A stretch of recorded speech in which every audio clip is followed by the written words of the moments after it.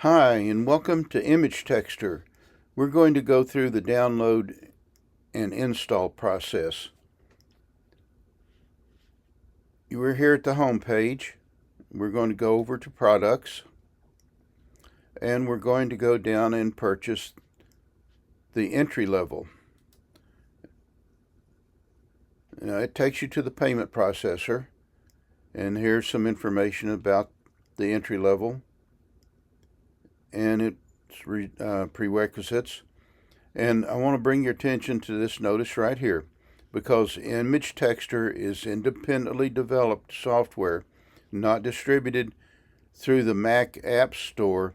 It will show a security message, and I'm going to show you how to go through that. Everything is okay. You go up here, you want to purchase it.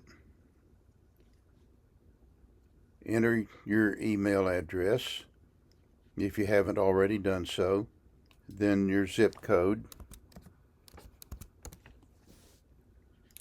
and then go over here. You have an opportunity to give a tip or no tip, and then you can click pay.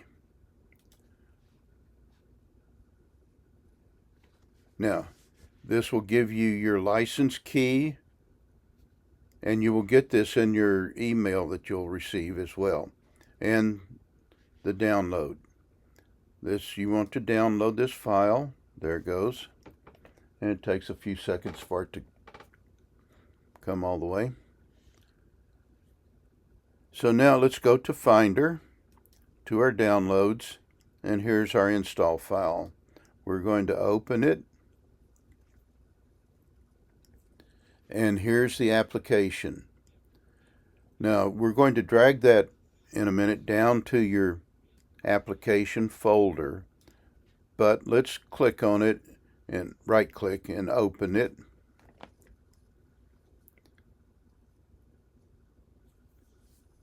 And now here is the warning I was telling you about. So in order to get through this, we'll go over to the Apple System Settings, and it will take a second or two. I've got a lot of information on this machine. Okay, and we're in Settings. We want to go down to Privacy and Security. And then on here, we're going to scroll all the way down to the bottom. And here you have ImageTextr app was blocked. So we're going to open it anyway. Click Open Anyway. Go up here and click Done, and we'll go back and click this again, Open Anyway, and there it opens up just fine. You will want to paste your